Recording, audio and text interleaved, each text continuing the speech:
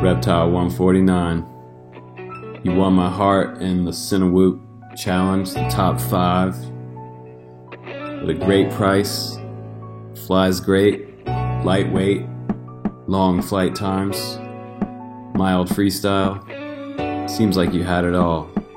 And now here you are, back again for version 2. Super excited to see you back, better than ever.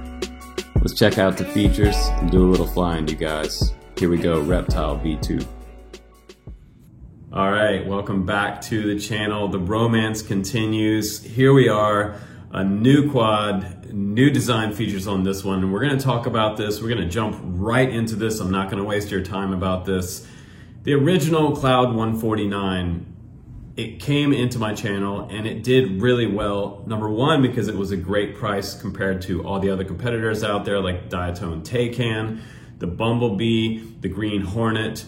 They were all really good on the channel, but the thing about the Reptile Cloud was that it had them all on the weight class. It was the lightest out of the bunch, and it scored in the top 3 out of my top 5 in my best of Cinewhoop for 2020. So here we are again with another banger from Reptile, and this time they've redesigned the body. They put in foam bumpers on here. They have these printed, what look to be like injection molded inserts in here. And they're not using TPU. A lot of the other companies are using TPU, and when you have a crash, they break. If you have a 3D printer, you can print your own and put some new ones in there, but that's a bit of a hassle every time you have a bit of a hard crash. So the good news about these is that they did take some hits. We hit some solid objects in this review with these bumpers, and it came back in one piece.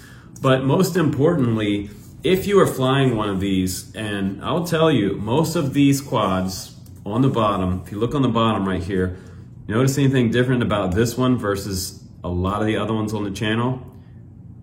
Wait for it, wait for it. Okay, if you got it right, then you get a prize. I'll make a comment on your comment. So the newest design for this frame is that the arms are replaceable. So times past when we were flying this quad, the problem was that you crash and then you break one of these end pieces right here, and then this piece is hanging off, and there's a little tiny space there in between that M3 bolt and the edge of that frame. They thickened this one up. They added a couple more millimeters of extra additional carbon out on the end of this. But most importantly, if you broke this off or you broke the inside piece off, you can replace this entire arm right here. They're about $4 for a pair, I believe, on the website.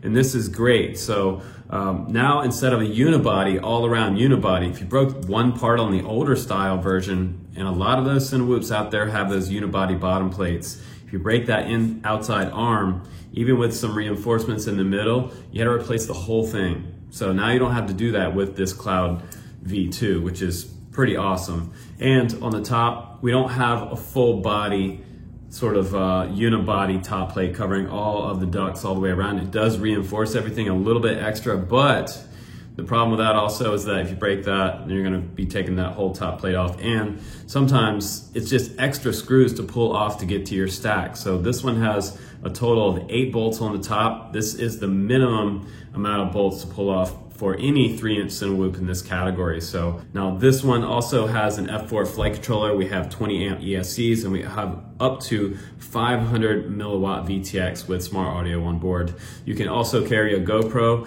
This one is the iFlight GoPro holder. You can get a GoPro separate that will fit this one. I'll put the link down below. It's the Reptile branded one that actually fits on this one perfect. And we have 1407 4S capable. I usually run a 4S 1300 on here, and these motors are 4,000 kV with 4 bolts on the very bottom.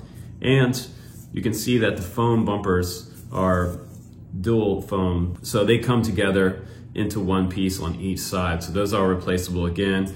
Also on the bottom of this bottom plate, which is pretty cool, if you notice that it does have a 20x20 mounting option in the very middle, and on the outside of that it has 30x30. So you have the option to do either 30x30 or 20x20. And in the very back, if you decide to go HD, do some digital FPV on here from DJI, you can add your CADX in the very back right there. I also have heard reports of people adding the DJI Air module on this one. You do have enough room just above the F4 flight controller to add had the full-blown DJI Air module, which is great. So plenty of room inside this frame, front and back.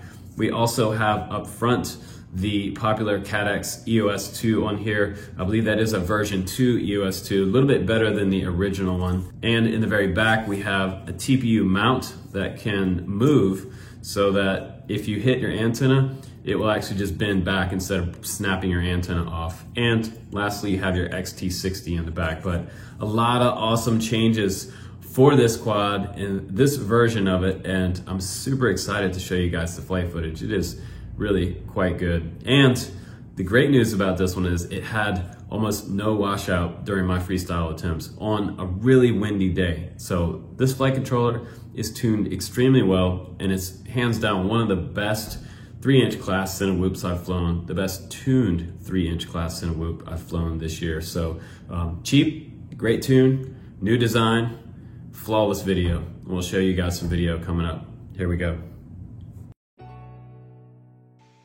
All right, guys, let's go ahead and get into the FPV flight test now.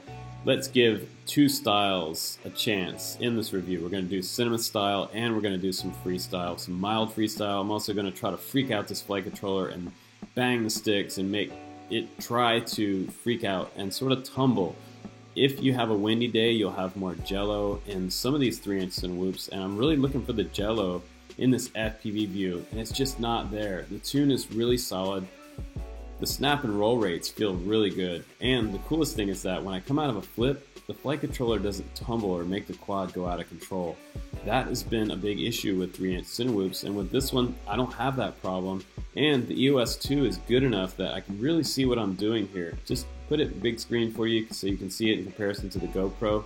And it's nice because it's bright enough that I can line up my shots and really get a good idea of what my GoPro is seeing. So if I'm doing cinema, or just flying in between obstacles, that is no problem. Getting in really close to things is not a problem. Inside my van, again, no problem.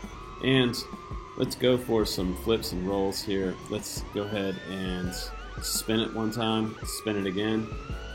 And this flight controller is just not letting go, you guys. Even with a 15-mile-an-hour wind today, it's really windy up top. So that was where I was expecting to see some jello, some stutter in the video, in the FPV feed, or on my GoPro.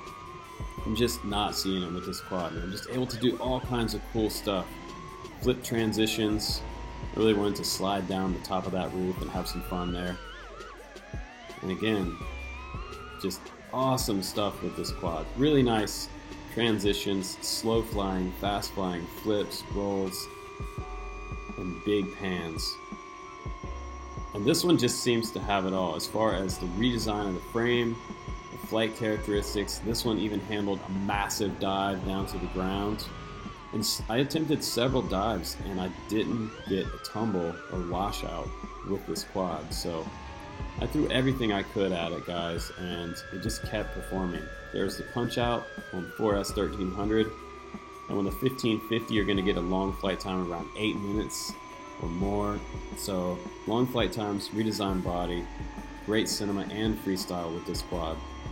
We're going to try a more intense dive here too, all the way straight down at the ground. Other 3-inch Cinewhoops would have failed right there at the bottom and probably washed out, freaked out, and hit the ground.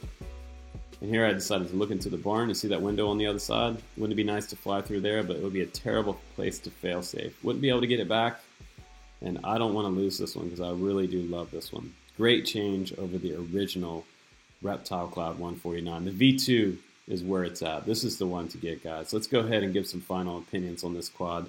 The love affair continues again. V2, here we go. So there you have it, guys. My final thoughts now on the Cloud 149 V2. What did you guys think? I mean, super windy day. Not the greatest flight characteristics for weather as far as anything with ducks on it goes. Whenever you have a little bit of wind, it just causes all kinds of massive problems for the flight controller. You've got a lot of tumble and washout. What I mean by that is when I throw a hard loop or any type of roll or flip, the flight controller will kind of lose itself and then kind of do this deal, sometimes resulting in a crash if you're coming in from a dive or something like that. I threw a couple different deep dives at the ground down that big tree, about a 40-foot dive, and this quad survived with the GoPro and the weight of a 4S 1550 on board. It just didn't wash out or tumble, which is great news for the tune. And I think part of it maybe is because this is about 100 grams lighter than some of the other Cinewhoops out there. It doesn't have a lot of weight to it, even with a battery and a GoPro on here. I think if you were to fly this naked, meaning not with a GoPro, just with a battery, and you could have some fun freestyle practice. So if you're just getting into FPV and you want to learn acro, this would be a great acro trainer before you even get into the filming aspect of things. After you learn how to fly acro, then you can put on the GoPro and start learning some really cool freestyle stuff with this quad. So friends of mine are also doing that are getting into acro flying. They're using these Cinewhoops as sort of an acro freestyle trainer. And this one would be the one to do that because it doesn't have the bad flight characteristics that some of the other ones do. And I think that the price on this one is right on, around $150. It's the analog version. If you want to go DJI, you could always upgrade it later. But also the redesigned top plate here, it is not a total cover over top of the ducts. I think that would be a good trend for some of the other companies to follow, to lighten up their designs, maybe even by about, possibly even around 40 grams, might shave 40 grams off the total weight. It also has replaceable arms, which for you guys is a win-win. So replaceable arms, new design, similar power system, 500 milliwatt VTX, TPU, bendable post in the back for your antenna, the option to add a GoPro on here. You've got all the bells and whistles for a pretty cheap price, but this one absolutely hands down my channel. 2 thumbs up for the Cloud V2. Reptile's kind of done it again, and they've done it again and again in the past for a good price. And it's one of those companies to keep your eye on because Reptile is pretty awesome. So you can check out the links down below. I'll put the GoPro link down there. It's about $10. And I'll put my recommended battery for the freestyle flight and for the long flights, as well as my prop recommendations. You can check those out. If you guys want to support me on Patreon, that'd be super awesome because I'm bringing you guys the content every week as much as I can, and I'm going to continue to do that in the future. So if you're not a Patreon, by all means, please do subscribe. And take care, guys. I'm Justin Davis. Be well, stay safe, and I'll see you on the next one.